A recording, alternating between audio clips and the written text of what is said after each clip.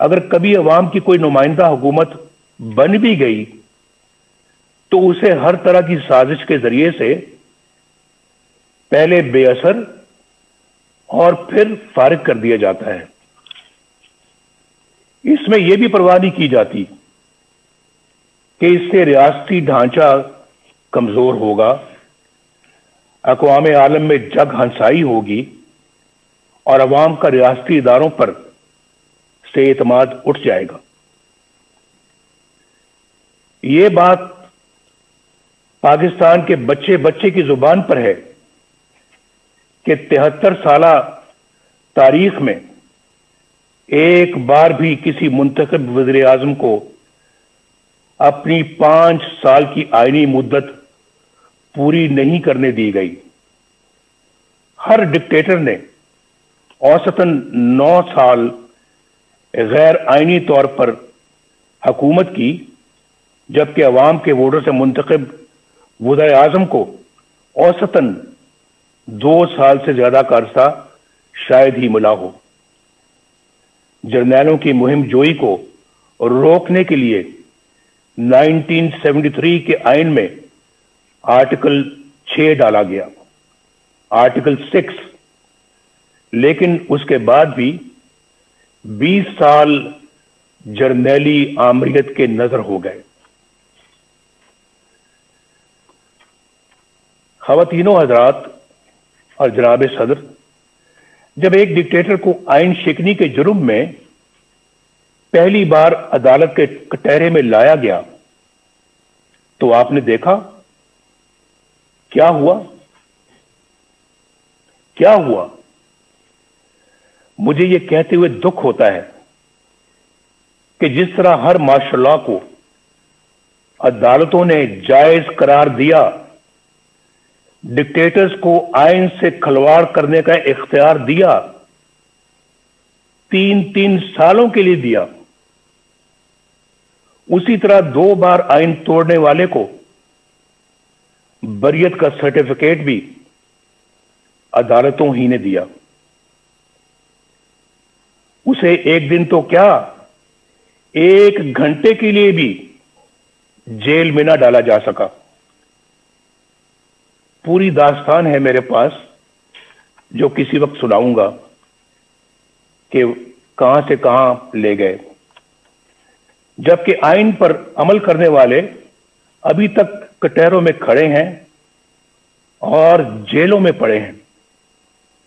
हमारी तारीख में तकरीबन 33 साल का अरसा फौजी आमरीत की नजर हो गया। यहां सिर्फ एक डिक्टेटर पर मुकदमा चला, खसूसी अदालत बनी, कार्रवाई हुई, उसे आइन और कानून के तहत सजा सुनाई गई, लेकिन क्या हुआ? मैं पूछना चाहता हूं, क्या हुआ? क्या मुजरिम गिरफ्त में आ गया? क्या सजा मिली? ये सब तो दूर की बात, हुआ तो ये कि अदालती सिरे से गैर आईनी करार दे दी गई। यहां कोई ये अनहोनी बात नहीं, यानी पाकिस्तान में ये कोई अनहोनी बात नहीं कि किसी डिक्टेटर के बड़े से बड़े जुर्म पर भी कोई कार्रवाई ना हो, और अगर हो भी जाए तो कोई उसे छू भी ना सके, और अगर कोई फैसला आ भी जाए तो सिर्फ सजा ही नहीं, अदालत को भी हवा में उड़ा दिया जाए। लेकिन आखिर कब तक? कब तक? इसके बरक्स उन सियासतदानों को देखिए जो अवाम के वोटों से वजीर आजम बने, कोई कत्ल हो गया, कोई फांसी चढ़ गया, कोई हाईजैकर बन गया, चोर और गद्दार करार दे दिया गया, किसी को जलावतन कर दिया गया, और कोई उम्र भर के लिए नाअहल हो गया। उनके गुनाह और सजाएं खत्म होने में आ ही नहीं रही। वो झूठे मुकदमात में अपनी माओं, अपनी बहनों, अपनी बेटियों के साथ पेशियां भुगत रहे हैं। दरअसल ये सलूक पाकिस्तान के अवाम के साथ किया जा रहा है और सजा भी पाकिस्तान के अवामी को मिल रही है। आप में से अक्सर को हुकूमत का भी तजुर्बा है। आप जानते हैं कि अवाम की हमायत से कोई जमहूरी हुकूमत बन जाए तो किस तरह उसके हाथ पांव बांध दिए जाते हैं और किस तरह अवामी नुमाइंदों की तजलील और तहकीर होती है, किस तरह किरदार कुशी का एक मुनज़्ज़म सिलसिला शुरू हो जाता है, किस तरह कौमी मफाद के खिलाफ किसी सरगर्मी की निशानदेही करने पर उन्हें मुल्क दुश्मन और गद्दार करार दे दिया जाता है। खुलासा यह है कि यहां या तो मार्शल होता है या फिर मुंतखब जमहूरी हुकूमत से कहीं ज्यादा ताकतवर पैरेलल यानी मुतवाजी हुकूमत कायम हो जाती है। एक पैरेलल निजाम चलता है। गालिबन एक बार साबिक वज़ीर आज़म यूसुफ रज़ा गिलानी साहब ने कहा था कि यहां स्टेट विद इन स्टेट कायम है जिसे बर्दाश्त नहीं किया जा सकता। दुख की बात यह है कि अब मामला state with in the state से आगे निकलकर स्टेट अबव द स्टेट तक जा पहुंचा है। अवाम के हक हुक्मरानी को तस्लीम ना करने और नतीजतन मुतवाजी यानी पैरेलल हुकूमत का मर्ज ही हमारी मुश्किलात का और हमारे मसाइल की असल जड़ है। This is the root cause of our problems. ये जड़ है हमारे मसाइल की और यही वजह है कि आलमी बरादरी में हमारी साख खत्म होकर रह गई। 2018 के इंतखाबात के बाद मुतअद्दिद मुल्की और गैर मुल्की इदारों की तरफ से इंतखाबी अमल की शफाफियत पर सवालात उठाए गए। मैं तो जेल में था, लेकिन खबरें मुझे सब मिलती रही हैं। बाज ने तो उन सीटों की तादाद भी बताई जहां धांधली की वजह से नताइज तब्दील कर दिए गए। उन हलकों की इतनी तादाद है कि अगर उनमें धांधली के जरिए नताइज तब्दील ना किए जाते तो बैसाखियों पर खड़ी यह हुकूमत कभी भी वजूद में नहीं आ सकती थी। आज कौम जिन हालात से दो चार है उसकी बुनियादी वजह वो लोग हैं जिन्होंने अवाम की राय के खिलाफ नाअहल हुक्मरानों को मुल्क पर मुसल्लत किया। इंतखाबात हाईजैक करके इक़्तिदार चंद लोगों को मुंतकिल कर देना बहुत बड़ी बददियानती और आइन शिकनी है।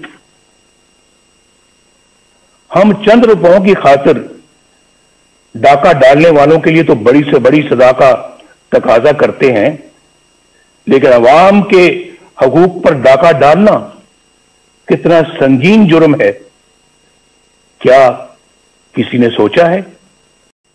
अगर कभी अवाम की कोई नुमाइंदा हुकूमत बन भी गई तो उसे हर तरह की साजिश के जरिए से पहले बेअसर और फिर फारिग कर दिया जाता है।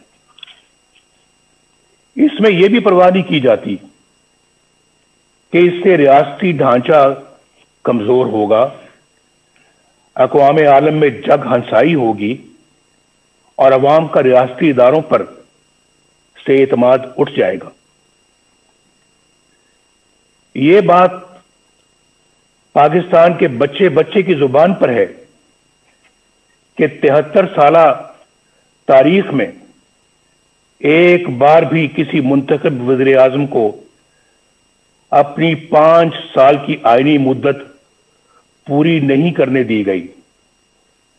हर डिक्टेटर ने औसतन 9 साल गैर आईनी तौर पर हुकूमत की, जबकि अवाम के वोटों से मुंतखब वज़ीर आज़म को औसतन 2 साल से ज्यादा का अरसा शायद ही मिला हो। जर्नैलों की मुहिम जोई को रोकने के लिए 1973 के आइन में आर्टिकल 6 डाला गया, आर्टिकल 6, लेकिन उसके बाद भी 20 साल जर्नैली आमरीत के नजर हो गए। ख़वातीनो हज़रात और जनाब सदर, जब एक डिक्टेटर को आइन शिकनी के जुर्म में पहली बार अदालत के कटहरे में लाया गया तो आपने देखा क्या हुआ। क्या हुआ? मुझे यह कहते हुए दुख होता है कि जिस तरह हर माशल्लाह को अदालतों ने जायज करार दिया, डिक्टेटर्स को आइन से खिलवाड़ करने का इख्तियार दिया, 3-3 सालों के लिए दिया,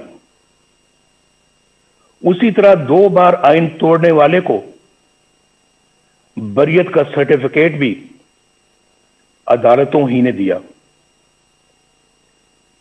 उसे एक दिन तो क्या, 1 घंटे के लिए भी जेल में ना डाला जा सका। पूरी दास्तान है मेरे पास जो किसी वक्त सुनाऊंगा कि कहां से कहां ले गए, जबकि आइन पर अमल करने वाले अभी तक कटहरों में खड़े हैं और जेलों में पड़े हैं। हमारी तारीख में तकरीबन 33 साल का अरसा फौजी आमरीत की नजर हो गया। यहां सिर्फ एक डिक्टेटर पर मुकदमा चला, खसूसी अदालत बनी, कार्रवाई हुई, उसे आइन और कानून के तहत सजा सुनाई गई, लेकिन क्या हुआ? मैं पूछना चाहता हूं, क्या हुआ? क्या मुजरिम गिरफ्त में आ गया? क्या सजा मिली? ये सब तो दूर की बात। हुआ तो ये कि अदालती सिरे से गैर आईनी करार दे दी गई।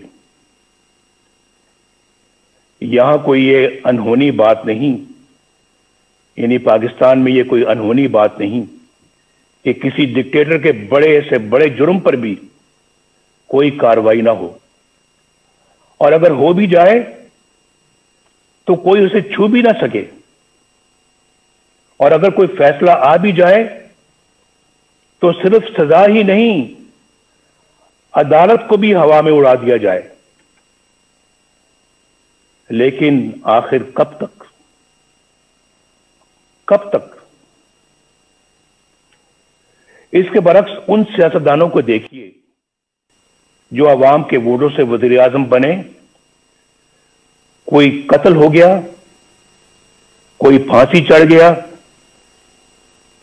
कोई हाईजैकर बन गया, चोर और गद्दार करार दे दिया गया, किसी को जलावतन कर दिया गया, और कोई उम्र भर के लिए नाअहल हो गया। उनके गुनाह और सजाएं खत्म होने में आ ही नहीं रही। वो झूठे मुकदमात में अपनी माओं, अपनी बहनों, अपनी बेटियों के साथ पेशियां भुगत रहे हैं।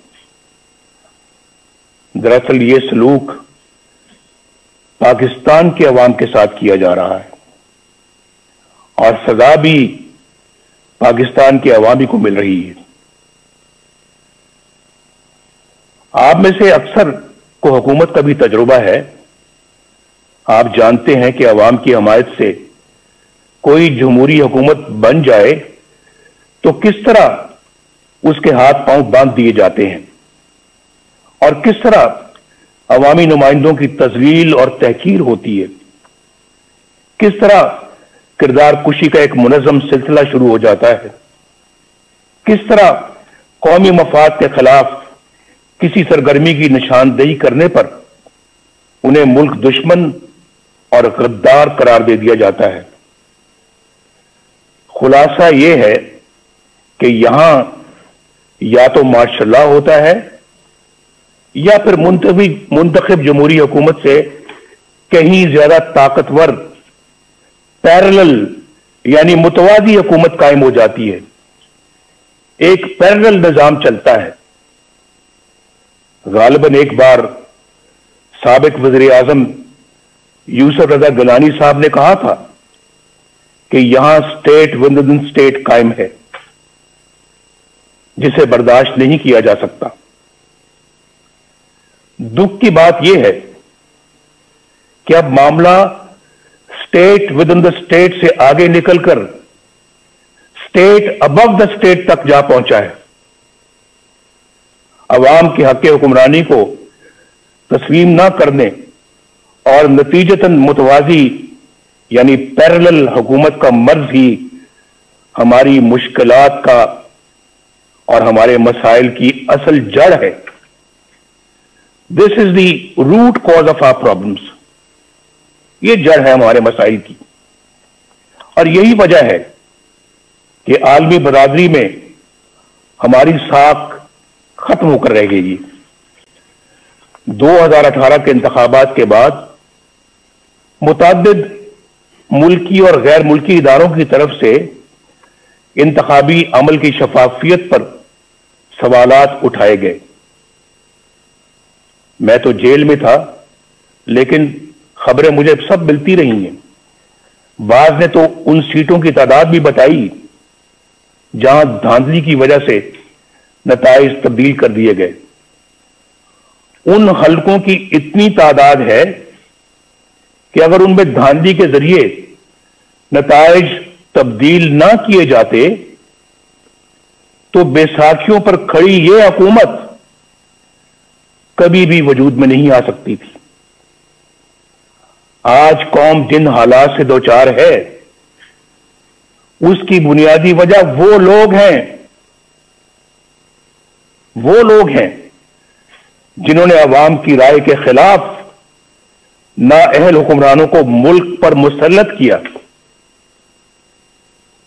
इंतखाबात हाईजैक करके इक़्तिदार चंद लोगों को मुंतकिल कर देना बहुत बड़ी बददियानती और आइन शिकनी है। हम चंद रुपयों की खातिर डाका डालने वालों के लिए तो बड़ी से बड़ी सजा का तकाजा करते हैं, लेकिन अवाम के हकूक पर डाका डालना कितना संगीन जुर्म है, क्या किसी ने सोचा है? रोजनामा कुदरत की वीडियो देखने के लिए अभी YouTube चैनल पर सब्सक्राइब करें और बेल आइकन पर भी क्लिक करें।